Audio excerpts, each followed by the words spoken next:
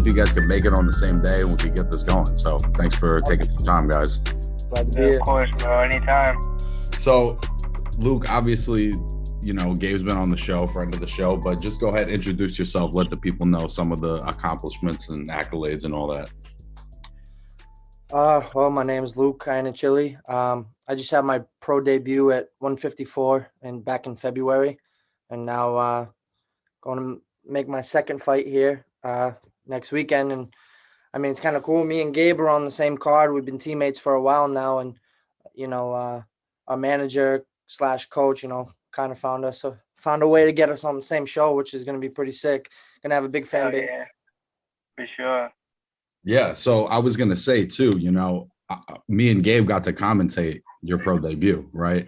And yeah, that was cool getting to see, sick, yeah. Like, being able to go back and watch the recording and get to see it from, like a spectator. And then first I would watch it as a spectator, then I had to watch it again to really, like, dial in on the commentary. So it was cool. Well, talk a little bit about, like, you know, there was some big names on that card. There was Connor Coyle, there was Yamaguchi, you know, there was some nice names. But to be honest, when you started walking to the ring, there was a different energy in the room. Talk about what that's like, you know, just in your pro debut, having that level of energy in a crowd. You know what I'm saying?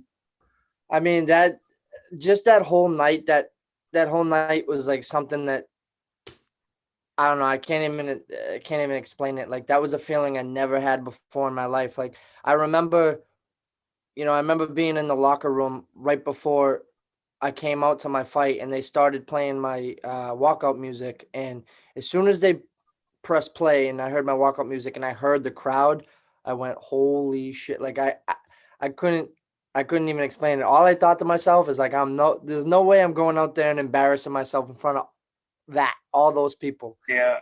You know, even though I know everyone would be supportive, the last thing I wanted to hear when I walked out was, "Oh, you did a good job, man. You did a good job." Like, I wasn't trying to have that. Go see 100 people and be like, "Oh yeah, you know, you did good. You get them next time." Like, no, I wanted to walk out like a winner. You know. Yeah, I mean, that crowd set the expectation high, bro. Because it's not like everybody's pro debut they have that kind of reception. You know what I'm saying? Even for the fans, like, people would come up to me and tell me afterwards, just being there and like being a part of that, like witnessing the crowd was like a surreal feeling, you know? Yeah, it was really cool to be a part of, man. Look, Gabe, dude, the last time we talked was probably like, I mean, we talk about fights and shit all the time, but the last time we talked was like March or April. And when I talked to you last time, you have been itching to fight then. So it's been a couple more months, you know, how are you feeling? And like, what's your level of antsiness and excited? And you know what I'm saying? Oh, bro, I'm still itching to fight. I literally I'm counting the days, bro. I can't wait to get out there and just have that same feeling, you know, with showing everybody, you know, what we work hard for day in and day out. It's a blessing to be able to do it. So I'm finally able to do it on the same card as Luke. You know, I couldn't be more grateful with the fan support that we've been getting. I can't wait. I can't wait to get back in there. It's been months. Last time I fought, November? So I've been having a lot of bad luck.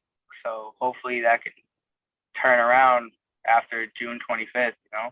Yeah, and I always like asking guys this because it can go kind of either way, right? Do you feel like the time off has been good where it's like your body gets to rest a little, you learn and you stay in the gym? Or is it like, how has that experience been for you? Well, it's kind of been just like, you know, COVID, where there's nothing really going on for anybody. So you're just going through the motions. But it was a little different this time because everybody else had shit going on. You know, I had a lot of guys, a lot of my peers were out here fighting, and I'm sitting here on the bench, you know what I mean, for what seemed to be no apparent reason. It was just, you know, no luck. And, you know, now it's just time to go out there and show what I can do now. So it's different. It's different this time. Right. I was gonna say, you're in the gym with all these guys too, right? I mean, for the most part, you guys are training together, right? I mean, yeah, for the most part, but we, we're all on the same page, but we all have, different routes that we're trying to take. Right. But like I said, I'm watching all these guys just progress and progress and progress, and I feel like I'm just staying still, not because of my skill level or anything. It's just because the bad luck I've been having. So I'm hoping that the bad luck's gonna change after June 25th. I'll be able to get on shows back to back to back to back now. So I'm not in that slump of oh, I have this, so I have 3 months till a fight. No, now it's after this fight, I'm right back at it, which is what I need and what I want, because I've seen everybody else doing it. Right. You know what I'm saying? So kind of sitting back. I mean, it kind of helped me too in a way, because now I'm starting to understand the business side of boxing a lot more, and just seeing how other people are fighting. You know what I mean? I'm just breaking down how I'm gonna beat every single person in my weight class. So it's great for me. I'm still training hard. So nothing's changing. Right. What do you think, aside from, or maybe with the business, like what are some of the things you feel like you've learned this year being out of the ring? It's all about who you know, really, in Right. this game. And like we said before, I jumped into this game pretty late, so not a lot of these promoters know who I am. You know what I'm saying? So I have to go out here and prove myself every single fight and open more eyes every single fight. And it's been hard for me to do that because I haven't fought in so long. You know Right. what I mean? So now that I'm able to fight, I'm hoping I can open more eyes, like, towards my way. You know what I mean? Because I jumped in this sport so late. People need to start knowing, who the Menace is. Facts, bro. Do you guys know who the opponents are yet? Yeah, I've known. Yeah. We know Luke's fighting this guy. I know his nickname is Bricks. And he's a banger. Bricks is a banger. He's coming to fight. So Luke does the same thing. Luke comes out and he comes out to fight. There's no backing down in Luke. So I think it's going to be a good fight. I haven't really looked too much into it, especially starting out. The way I'm kind of just going into these fights is just rather than go and look up my opponent and psych myself out and tell myself, all right, this is what you got to do. I'm just going in there confident that I trained, confident in my skills, knowing that, I know what to do.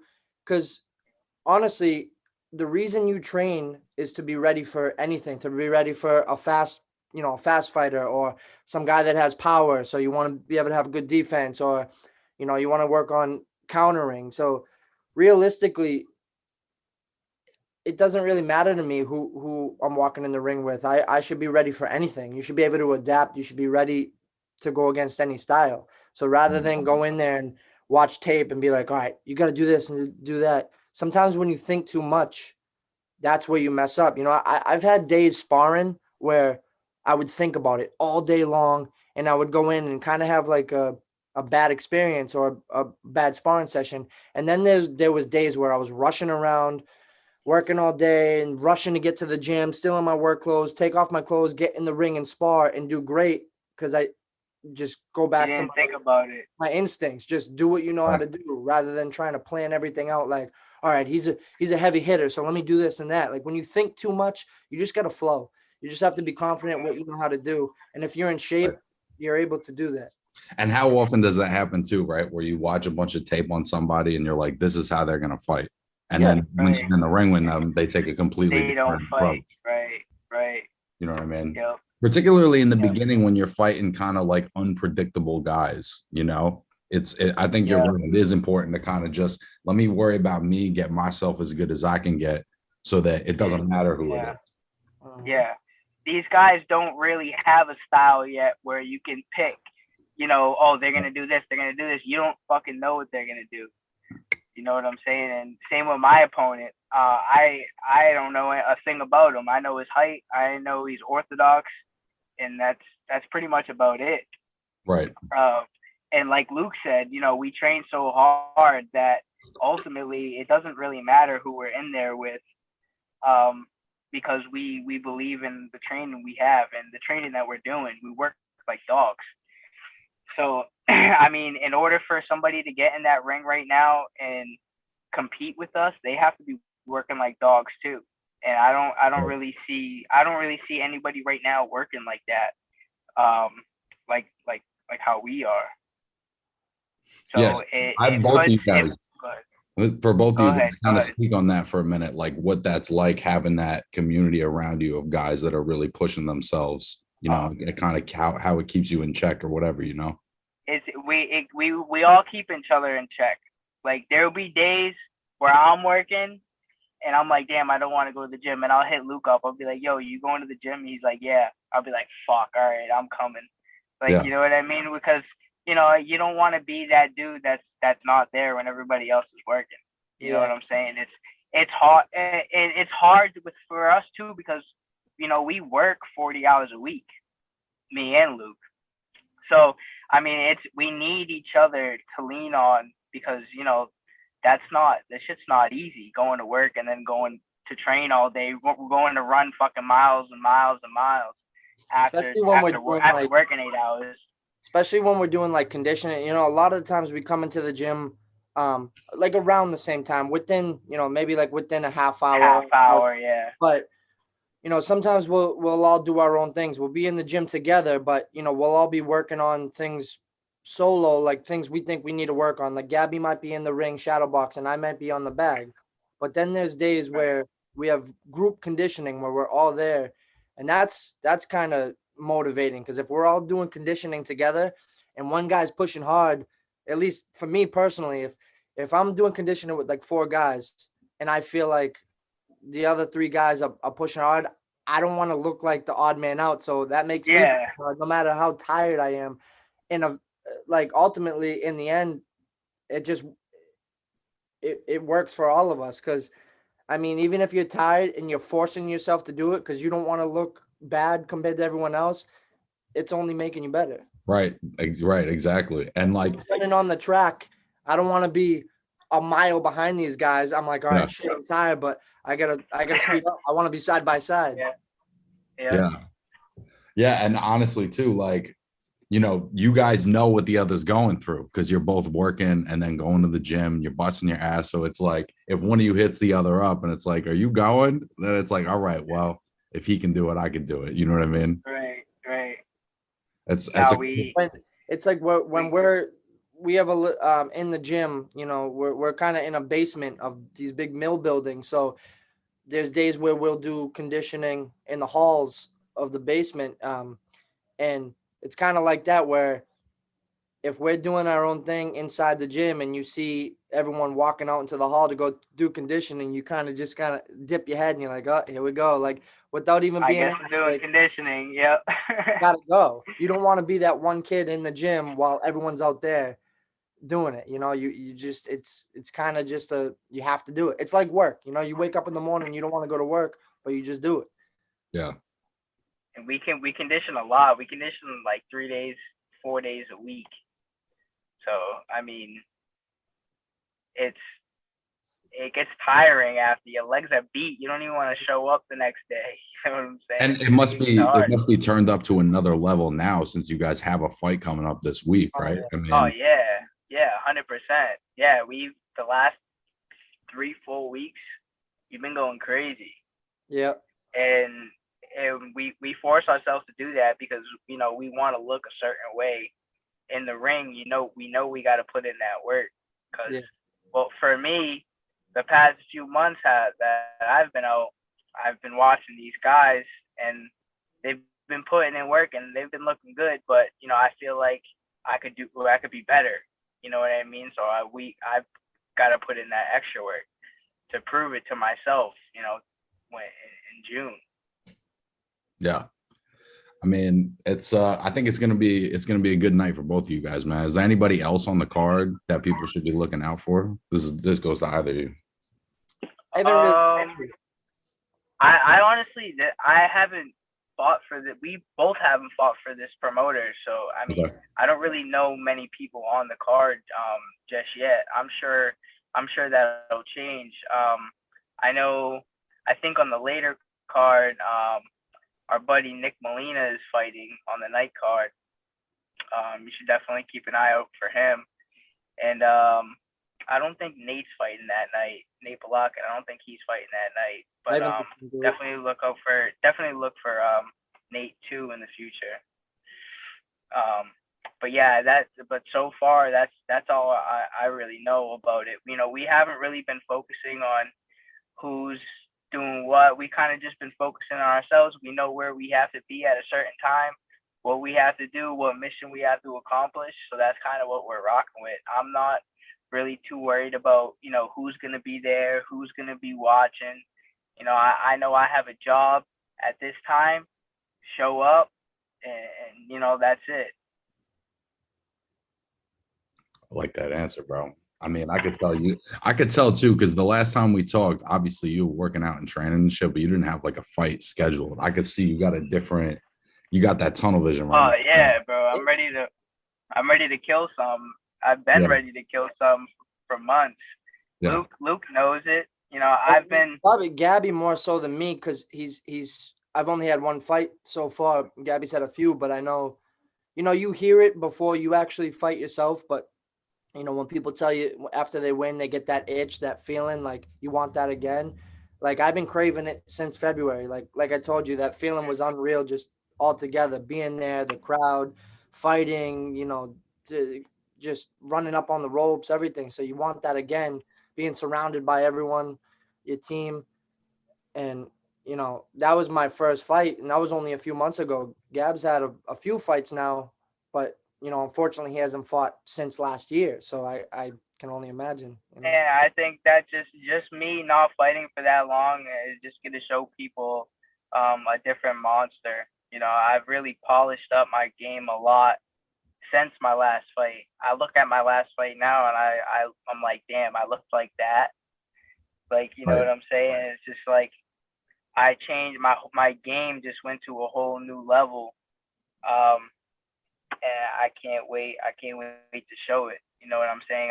I've been going out and trying to find the hardest sparring that I could get. I want to get my ass kicked in sparring. And throughout this camp, the guys that I've been sparring with, I've been sparring a lot of guys who have, way more skill than I have, and a couple guys that are bigger than me.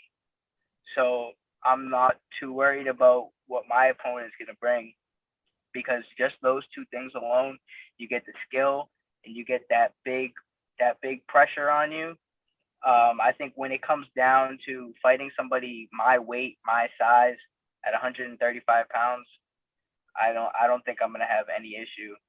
I think that's a big advantage Gabby has in our gym. Out of even just like the fighters out of our gym, he's the lowest weight. And then obviously when we have people come in to spar, you have all different sizes, but I think that's a big advantage Gab has, just because it doesn't matter who comes in. Like he'll spar anybody, go a couple rounds, whatever. Sometimes we'll do round robin, do a couple rounds, get out. But, when you're used to sparring guys 10, 20, 30 pounds heavier than you go up against someone your weight, it doesn't faze you. It's going to be, I feel like it's going to be, I can just walk forward, use my forward pressure and not have to worry about his strength too much, because I know I could take a hard punch from a 160 pounder. Yep. You know what I mean? I don't think this guy is going to, have too much power behind him where it's going to make me, nervous. So I'm just excited, because I want to get hit. I want to get dirty. I want to feel like I'm in a fight this time. You know what I'm saying? I just don't want to go out there and, just hammer away. I want to go out there, try to let him work a little bit, see what he wants to do, and just work off of it. You know what I mean? I want to use a lot of my defense, and I'm gonna use my jab a lot more this time. I'm just gonna, stick with the jab, and a lot of body work. That's what's gonna be my thing this fight. He's 5'8". That's all. Like I said, that's all we really know. So I know from my past experiences sparring this camp that the body is important. I got hit with a body shot in the first round of one of my hard sparring sessions, and that shit changed the whole game. It made my day. It made my day a lot harder. You know what I mean? I stood my ground. You know what I'm saying? But after that shot, and it was so hot in that gym that the air was so heavy.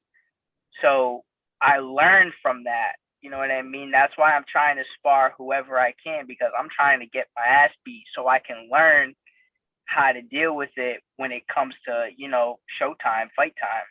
Yeah, bro. I always found that anytime I was in a gym or like playing pickup or whatever, anytime I spent time being the worst one there, by the time you get done with that experience, you're a beast. You know what I'm saying? Oh yeah. You're forcing yourself to raise up your level every time. Yeah. And for what we're trying to do, for what we're trying to accomplish, that's the only route we can go. You know what I mean? We get no use for, fighting each other all the time. You know what I'm saying? Because, like I said, when me and Harry have done thousands and thousands of rounds with each other, so we know each other like the back of our hands. So anytime we go out there and spar, we're not really learning anything. We're just banging on each other. You know what I'm saying? Because he knows what I like. I know what he likes to do. So we just trying to be getting different looks, you know what I mean, from everyone, so that we don't have to think so much of what the other person's gonna do. We just go out there and adapt to it. Yeah. Right. As it comes. Well, that's a great point. Talking about the bigger world of boxing, Luke, you fight at 154, right? Yep. That's a nice weight class right now. Obviously, you got Charlo being undisputed, and you got Lubin and Fundora and Tim Tszyu. I could just name a whole bunch of people, but in the short term and the long term, you know what I'm saying? Who do you kind of see yourself being matched up with, or who's somebody that you'd like to be in with at some point? Well, it's funny you say that, because, I was thinking before that just me and Gab alone, like, I feel like in boxing, the lighter weight classes have always been like the elite, like some of the toughest, like 35 to 54 to 60. Like there's a lot of savage dudes in that class. Like that's a stacked division. Like when I look at the 154 division, and you just like look at the history, like Canelo, Mayweather, like that, De La Hoya, like go down the line, Cotto, like all these dudes, that's always been such a stacked division. And as far as like seeing myself lined up with anyone, I'm not afraid to throw hands with anyone, but at the same time, you want to be smart about it. There's, what they say is the truest statement. There's levels to this, and you gotta grow, you gotta build, you gotta get used to every scenario, every style fighter.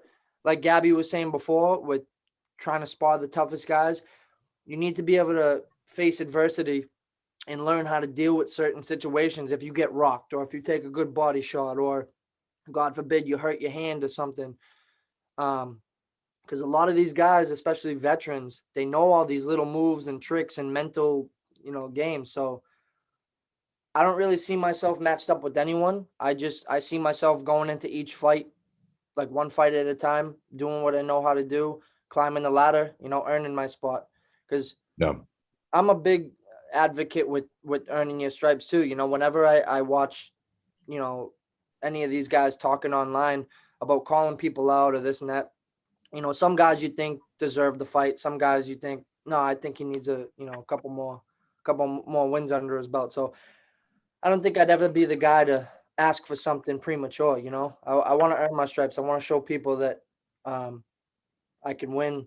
You know, I've always said you can win ugly and you can lose pretty. You know what I mean? Like you can win a fight, but you could win by the skin of your teeth and look horrible. And you could lose a fight, but you threw hands from first round to 12th round, you know? So every fight, I want to take one fight at a time, show people that, you know, I deserve to be where I'm at. And when that time comes where, you know, if I get a shot at, you know, a big opponent, show that I deserve to be there and that, you know, there's going to be a good group of people that think I can win, you know? That's a great way of looking at it, man. And I think like in the long term, you know, there's a lot of opportunities at the weight you're at. So if you just kind of keep your head down and keep working, there's something that's going to be available. You know what I'm saying? You see a lot when people get big heads too soon or they get too greedy too soon. That's where they downfall. There's a fine line. Like I understand being confident in yourself and your skills and what you can do, but I think, you know, boxing's a long game where you got to take your time and really perfect everything. Not only the physical side, but the mental game too. You know, it's a chess match with everything. You know, what you got to do, being able to, you know, take some rounds off, being able to move. You know, if you're hurt, how to get out of that situation. Just there's so much involved in this other than just being in shape and, you know, going to the gym every day. You got to study this game, study the people, study the mental aspect, everything. There's a lot that goes into it, you know. You think there's just aside from it in elite boxing, do you think there's anybody right now that can beat Jermell? I don't know. Those brothers are I don't know. They seem to be a problem right now. But I was gonna say, you know, like there's been multiple times where I've predicted that he was gonna lose, and he's always won. Every time I've said, like, you know, because I thought Rosario was gonna beat him, I thought Castano was gonna beat him the last time. Because there is like a couple of holes in his game, but what he does well, he does so well that it's like nobody can really fuck with him right now, you know? Yeah. Yep.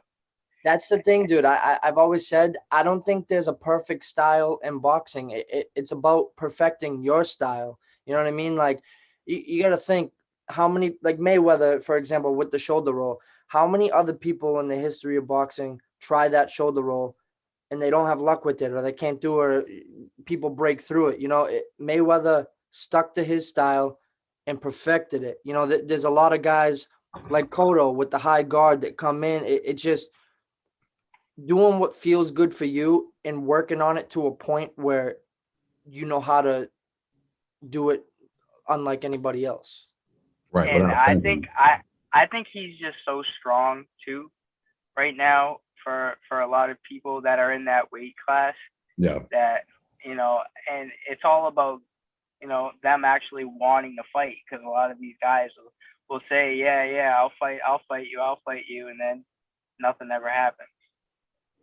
Well, and I honestly, bro, I did think Castano was going to win the rematch. I didn't think that. I just thought because of the first one, you know, I thought he won the first one pretty clear.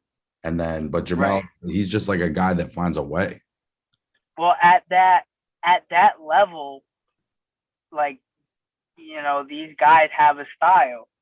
So after you fight them the first time, you know, going in the second time, it's going to be a different story. You know what I mean? Especially if it was a close enough fight. Like anytime I spar somebody the first time, you know what I mean, I feel like I don't do great.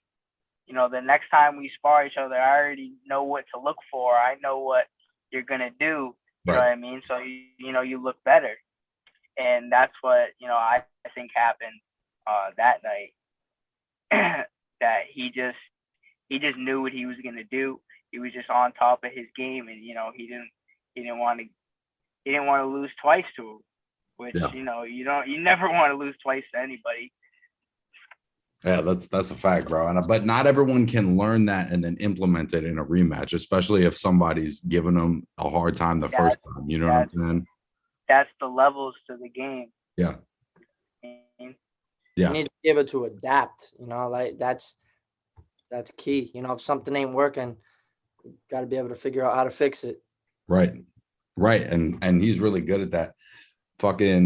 I've been meaning to ask you about this, Gabe, because we never got to talk about this one. Let's talk about Haney and Kambosos for a minute. My God. What was your take on this one, bro? Because we talked about Kambosos and we were showing him mad love. I got mad love. I know, because Kambosos, because at the end of that Teofimo fight, he looked like he was going out, but he had the heart and he stayed in, and that's what won him the fight. You know what I mean? He could have went out the 10th or 11th round. But this him against Haney, I think Haney just dominated him. Yeah. Just the whole fight. I think I think he's too skilled. I think he's too big for that weight class. He's long as shit. Yeah. You know what I'm saying? It's crazy that he can get to that weight. You know what I'm saying? And that's what makes him a freak. You know what I'm saying? He didn't give Kambosos anything. That kid knows how to use his reach too much.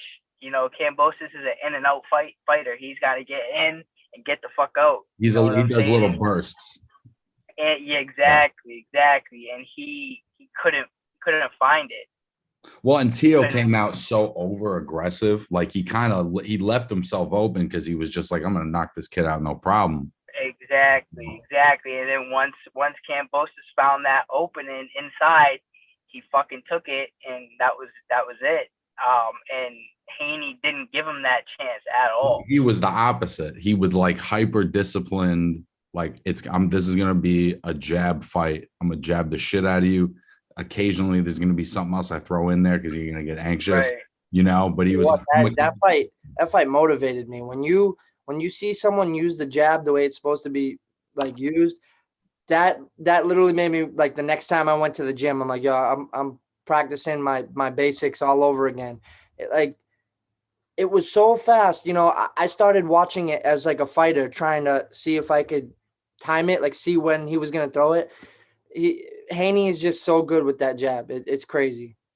It's one of the best in the game right now, I think. And the fact that he's doing all of that at 23, 24 years old is just his distance alone is just hard. I think he'd give Shakur Stevens a run for his money just because of how long he is.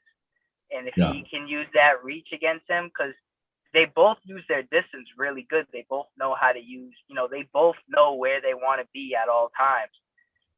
So I think that'll be a good fight. I think another fight with Kambosos is bullshit. I think playing that clause is bullshit.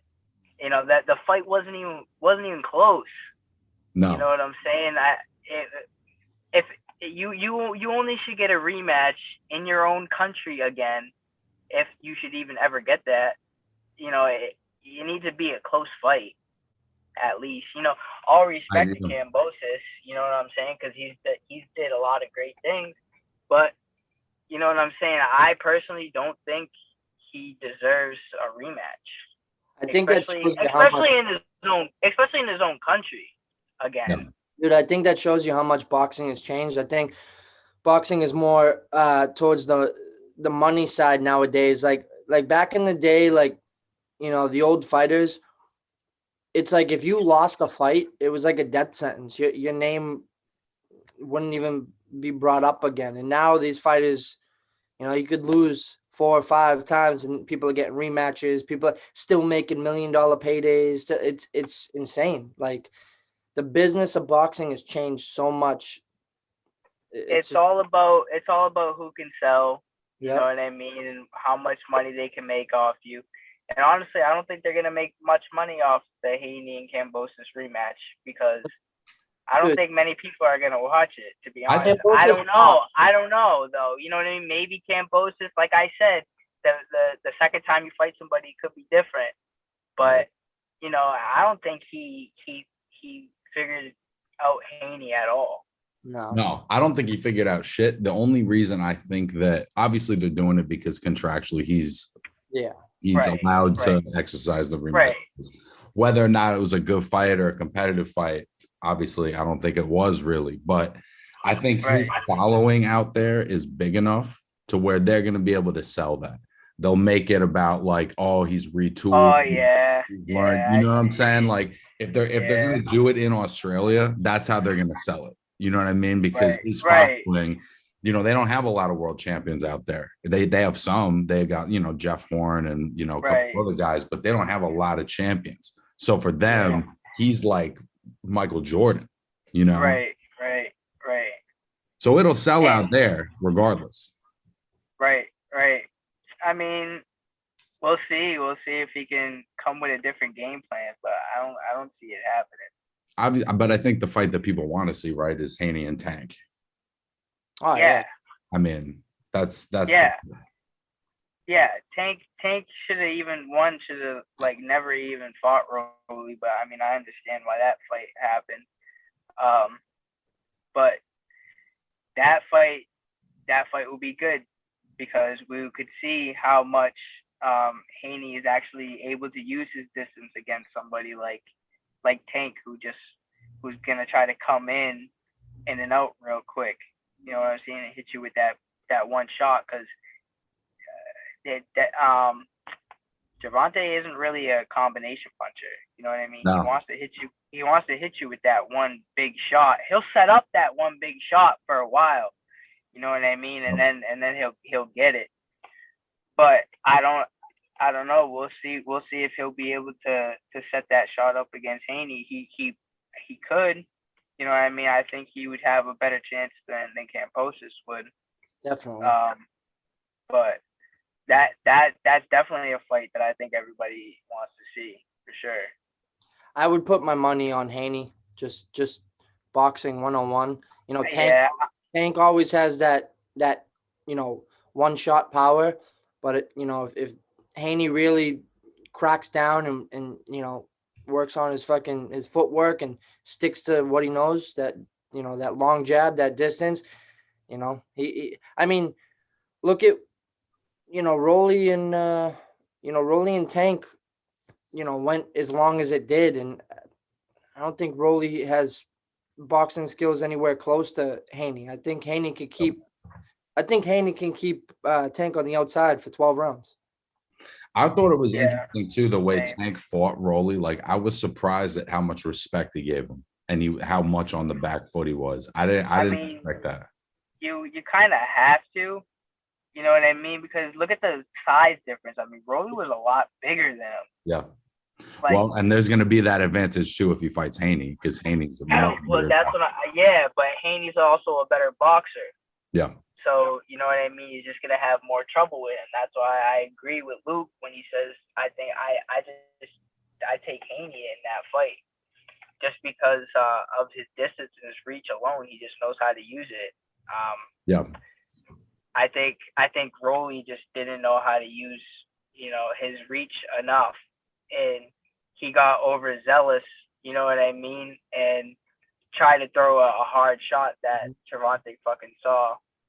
This is the one chance I give him is that I feel like even when he's dominant, like Haney gets caught once in every fight. And I think if Nick can land that and follow that up, that's kind of like his exactly. If he gets that one shot off, it could be a game changer. But so Haney is gonna have to not give him that, just like he gave Kambosos nothing. Right. You know what I mean? Just using that reach.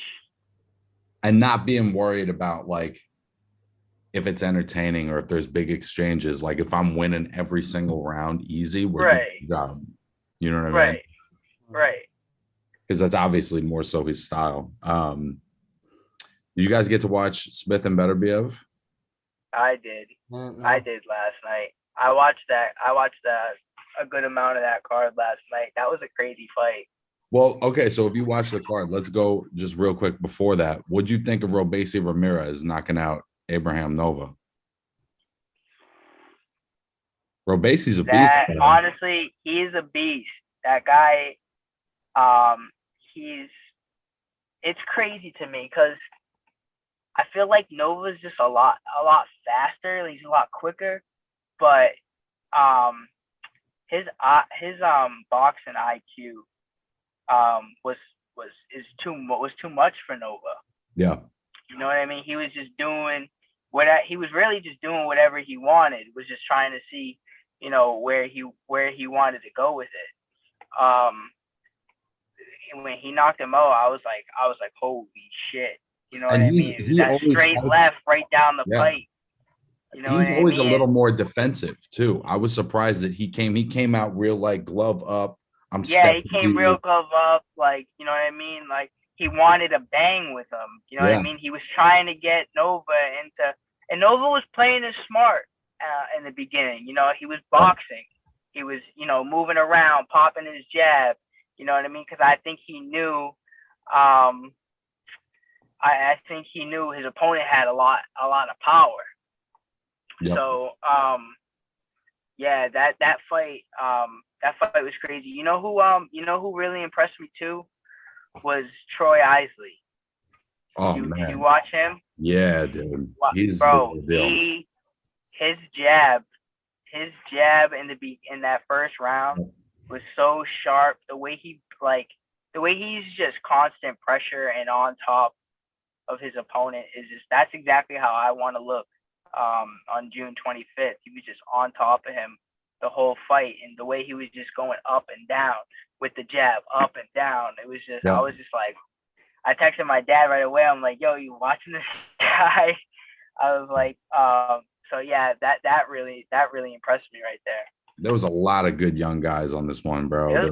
Shushin Harrington, he's really special. And I think Jahai Tucker is like obviously still a kid, but there's something there. You know what I'm saying? He's talented.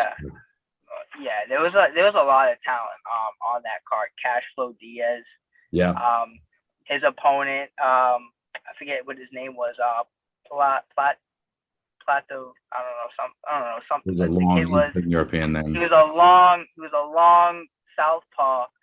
You know what I mean? I think he gave Cashflow a little bit of trouble, but obviously, you know, he figured him out. But yeah, that whole card was pretty stacked. I mean, I kind of wish I went. I do too, bro. I was trying to go and I couldn't make it happen, unfortunately. But were you surprised at all by how quick it was? Yeah, you know, I was, because I was rooting for Smith, just because, you know, he's a blue collar guy, you know, going to work fucking every day. You know what I mean? I had him, but the New York guy from Long Island. I wanted him. You know what I mean? I was rooting. Right. He had some fans. You know what I mean? He had. I was rooting for him, but you know, I think just the power alone of Beterbiev, I think was just too much, really. And it's kind of crazy how much power that guy has, because it's not really that big. It's subtle. It's real subtle. Like, he hits you with shots where they're not that eye-catching, but those are the ones that sleep you, because he's just always set and he's always ready to punch. You know what I'm saying? Yeah. But I think people want to say that he's like a basic come forward guy, but in a lot of ways that's kind of what Joe Smith is. And so when you see that together, like, that's a levels fight to me. I didn't really see him coming. I mean, I seen Smith coming forward a lot more, and he was just stepping back and just popping the two, boom. Yep. And that's what put him out. But that, what am I to say? What am I trying to say? Just the poise he had. Yeah. You know what I'm saying? He's not a reckless guy. Was just a different. Yeah, no, he's not. I think, you know, he obviously can be, to a point, but I think he didn't look flashy. He didn't do anything amazing. You know what I mean? He just stuck to the basics. And I think his power is just a different story. Once he hit him in the temple, you saw it. His and I feel like with him too, the fight doesn't really start until he lands a clean body shot. Like, the fight's always one way, and then once he lands a clean body shot, you could just see the whole tone of the fight changes completely. Yeah. But I don't know. I think he's like maybe the best light heavyweight in the world, right? I mean, obviously how he's gonna do a fight with Bivol? They have to, right? They have. Bro, they have to. They have to. I mean, after that, because after that, weren't they going to say that was going to be the next Canelo fight? The person that fight Canelo next or whatever? Well, I think the way it's going to go is Canelo signed to do the third fight with Triple G in September. So I think Bivol will take like a mandatory or some other kind of in between. And then maybe Canelo and Bivol rematch. If not, they'll do Bivol and Canelo better but watch out. If Bivol goes down and wants to fight him for his belts, I think Canelo better, stay sharp for that. Because you got to think, if Bivol goes down, now he's going to be faster because it's not that much of a weight cut. We're not talking anything crazy. So he's going to be faster. We've already seen he knows how to fight backwards. He was given, Canelo trouble. So I don't know, Canelo, if whether he does it again at 70 or goes down and fights him for his belts, I don't know. Canelo better. Well, and also Bivol's not like he's not like a huge light heavyweight. I mean, they say he's 6 foot. I've met him and I'm 5'10", and we were like basically the same height. You know what I'm saying? Yeah. Canelo's he looked a lot bigger than Canelo. Well, because they say Canelo's 5'8", but he's probably like 5'6" or 5'7", Yeah. But I mean, he looked like he was towering. He towered, or he looked like weight classes. You know what I mean? I saw a picture. He looked like he was weight classes bigger than him. But I think a matchup between Bivol and Beterbiev at this point is more interesting than a rematch between Bivol and Canelo because it's pretty obvious Canelo's not a full light heavyweight. Right. I think that'll be a really good fight. I think somebody's getting knocked out in that fight too. It's tough to know because Bivol's got that like cerebral style where he's like got that style. He's a lot like Haney in a bigger version where it's just like he'll keep on the end of the jab. He doesn't care if you're excited about it. Olympic style. Exactly. It's like high level, but you could see the amateur pedigree with Bivol immediately. Yeah, 100%. Well, all those guys that have great, that are very technical, have an extensive amateur background. Like, what's his name? Like Lomachenko, very amateur, not really a lot of power behind his punches. It's just a lot of accuracy. And then same thing with Devin Haney, Shakur Stevenson, like all these very technical guys have a huge, amateur history, like all amateur belts, golden gloves, like all nationals, crazy records. Yeah, it's that's why they're so able to be so technical. That's why they're able to show, with their skill. Yeah, I think Robesi Ramirez has some of that in him too, where it's just like we keep seeing more layers from him because he's got the 2 gold medals and whatever. And once he figured out the pro game a little more from losing that first fight, exactly. He's got that must have been devastating losing that first fight, dude. Wow. And I think that's why Nova thought. I mean, I feel like that's why Nova got a little confident. You know what I mean? A little bit too cocky with them. And I think Ramirez just knew his skill. You know what I mean? Knew his skill level and knew that Nova wasn't on his level. What's your guys' thoughts on that? Like the overprotection of the O. Like obviously there's a part of being undefeated where that does have marketability, but doesn't it also prevent you from learning if you're really avoiding? I mean, personal. I mean, to me, I want to know if I should be in this game or not. You know what I mean? I'm all about being realistic. I don't want to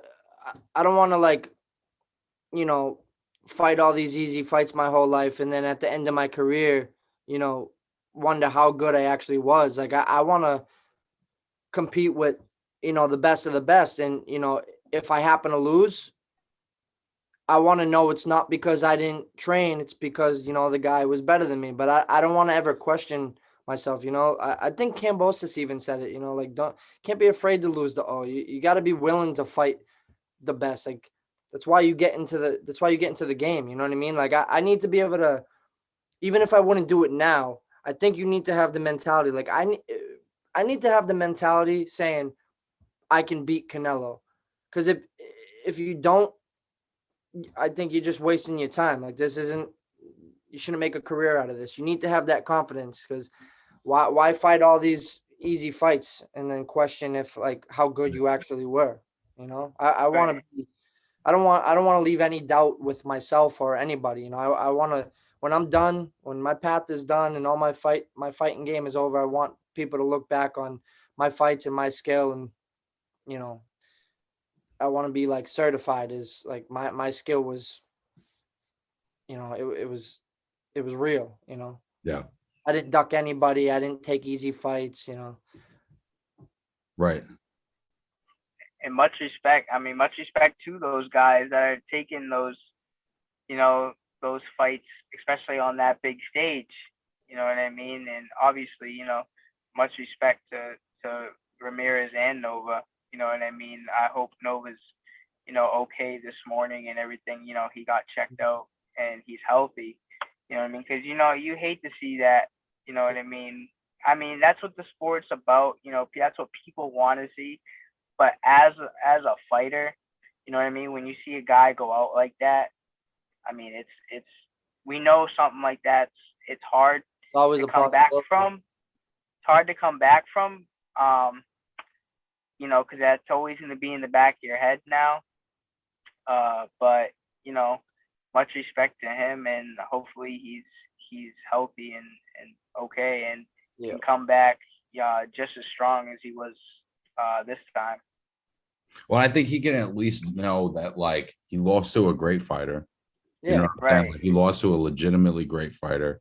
And I think it with losing, it's all about the context. Like, who did you lose to? There's guys with so many losses that people have a lot of respect for because they're always in good fights with the very best. You know what I'm saying? Right. The Canelo thing's a perfect example. You know, a lot of people there was a good amount of people bashing Canelo for, you know, losing, like, oh, he's not as good as people think he is. Like, right.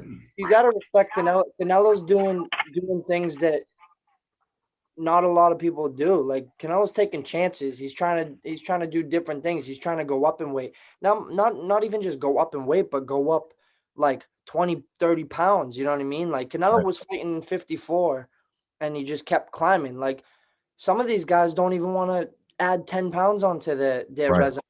You know, you can't bash a fighter for trying to achieve different things, you know? Yeah. He cleaned out his division for the most part, and you know, he just wants his legacy to have, you know, all these different accomplishments. You can't take just because he has that loss, you can't bash him for it. You know, I respect him for it. No, there's a lot of people that wouldn't even think about going up one weight class. Right. Like, dude, I think Canelo, even, it could have been a joke, whatever, but I think he really has that confidence in him. He was even talking about what's his name? Usyk. Right. I mean, you know what I mean? Like, you gotta, you can call him crazy, but you gotta respect that if you're a fighter yourself, you gotta respect that, because you gotta be willing to go in there and think that you can beat anyone. Well, and what that means is that in his mind, right, he's watching Usyk on TV and he's going, I can beat that guy. Yeah. I love that. Which, even if that's not true, like that's part of why he's such a great fighter. Yeah, that's part of why he's so great. I just told you, if someone offered me a fight tomorrow with Canelo, no, I'm not going to take it. I'm playing it smart, but you have to have that mentality. Like, I'm on his level. Like, if I'm in this division and I'm climbing the ranks, you can't have that negative mentality. Otherwise, like, I should just stop now. If I don't think that I can be in that, you know, top 10 elite level, why do this? You know, I should quit and go get a regular day job, forget about boxing. Why work 40 hours a week, come to the gym every single night for, you know, 2-3 hours and bust my ass when I don't have to, if I don't believe in myself, you know? Right. Because that's just a lot of time and sacrifice to be. I mean, dude, like, we don't want to do it. Like Gabby said, we both work. You think we want to, after working like labor jobs, being out in the sun, lifting stuff, you know, we want to go, not only go to the gym, but be pushed by coaches for a couple hours? Like, that's a lot of, you got to want it. You know what I mean? So I'd rather go home, sit on the couch, eat fucking chips and watch TV, but you do what you got to do because I think Luke, you were there this week. I had a buddy come by, and because he's doing some charity event or whatever in a few months, and he was like, "Hey, can I just come by to the gym, and check it out?" And I was like, "Yeah, bro, come by." You know what I mean? Well, our doors are always open. So I don't think he realized how much work we put in. No one does. Until we started working, and then we do this thing. It's called Triple it's threat. called the triple threat. Yep, there you go. So one coach will have the bodysuit on, one coach will have the focus pads. The other one will have that big circle pad. You know what I mean? There's a bunch of different things, and for 3 minutes, every minute we just switch. You know what I mean? We get a 30-second break, and we go back at it. We do this for I do it for like 10 rounds because I love it. I just fucking keep doing it. But we try to get at least 5 rounds in. And I did my 5 with Luke, and then I was like, I told my buddy that was coming in because he was watching. I was like, "Yo, jump in." You know what I mean? And he didn't last 2 rounds. You know what I'm saying? And I'm on my 7th at this point. And I don't think he realized, because he sees that, we're fighting people that aren't really skilled. You know what I mean? So people don't think, you know what I mean, that we have to train as hard as we train. But no, we train like we're going to fight Devin Haney. You know what I mean? That's how we don't give a fuck. I don't give a fuck who it is that's getting put in front of me. I'm training like a fucking ready. Dog. People only see the because I know anybody has that puncher's chance. Yep. You know what I'm saying? So the kid's like, "Oh, who's your next opponent?" He goes, "Is he a bum?" I'm like, "Yeah, he's a bum, but you know what I mean? He'd probably knock you out." Like, I'm thinking to myself, like, you know what I'm saying? I was like, you got to be on your toes at all points in this sport. You know what I'm saying? So I think when he came in, he was like, after the second round, he was like, "Holy shit." Like, you know what I'm saying? And I'm fucking keep going. I'm like, dude, this shit's no joke. This is life. This is literally life or death. People die in this sport. Mm-hmm. Like, we just had a guy die. The result of what we do. Like no one sees the hours and hard work, but when people come and see it with their own eyes, like I had a cousin coming with me to the gym for a while just to get in shape. He wasn't planning on boxing. He just wanted to come work out, get in shape. And, I would go to his house to meet up with them before we would go to the gym. And he would see me come to his house after work, and I would pass out in the chair and for like a 20-minute power nap. And he would see how tired I was. Then he would kind of hope that, like, oh, he's sleeping. Maybe we're not going to the gym. I'd wake up like, all right, dude, let's go. And then he would kind of do his own. I'd show him, give him a couple tips. And then he would see me do my thing with the coaches, whether it was sparring or triple threat or whatever. And like, he gained such a respect just for the work that you put in, especially after working all day and all this. Like, people don't see that. People just see, the result. No one understands like what it's like. It's people don't see the difference than just a regular gym. People think, oh, gym, you go to the gym and you work at your own pace. You do what you do, lift some weights, whatever. But when you come to the gym and you're being pushed by 3-4 people and you can't stop and you're doing round after round after round, no matter how tired you are, people don't get that. There's very few that understand that, Well, and you're not just training to look good. You're training for something functional because somebody's coming in to try to swing at you and hurt you. You know what I'm saying? It's more than physical. It's mental warfare. You know what I mean? Like, when we're training, whether it's running on the track or whatever, and you get tired, you need to like dig deep and find that thing inside your head that says, like, I can't quit. Like, your body wants to give out, but you just got to keep going. Yeah. Well, Guys, this has been fucking cool, man. This has been cool having both you guys on. I'm really excited about your fight. Is there anywhere that people can watch it or that they can buy tickets and support? How can people find out about the fight? Yeah, I think the fight's gonna be on boxing.com. It's gonna be streamed on boxing.com, BXING, I think. We'll make sure we put the. If not, yeah, I'll send you the link and stuff so you can put it in the bio. But yeah, I think you can. It's definitely gonna be able to stream it. We have tickets. If people still need tickets, I don't know when this video is gonna be posted, Dakota. But this is gonna drop Wednesday. Okay, Wednesday. So yeah, you'll have until Thursday night, Friday morning to buy tickets, because we probably got to bring the tickets in, on weigh-ins. But yeah, anybody who already has, thank you for supporting me and Luke. Yep. We appreciate it. It pushes us to go harder, especially for you locals. Me and Luke are local guys. For the area that we're in, Dakota, I know you're in a different area. But we just appreciate it's New Hampshire, we thank everyone for coming. Yeah, we just appreciate everybody that's gonna support us. You know what I mean? It helps us train and get through those tough days. Yep. Hell yeah. Anybody either you want to shout out before we wrap this one up?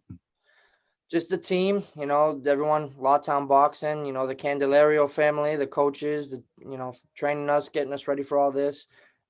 Even all the fighters, whether you're active or all the people that come down to Lawtown and support us and, kind of cheer us on or buy tickets or motivate us.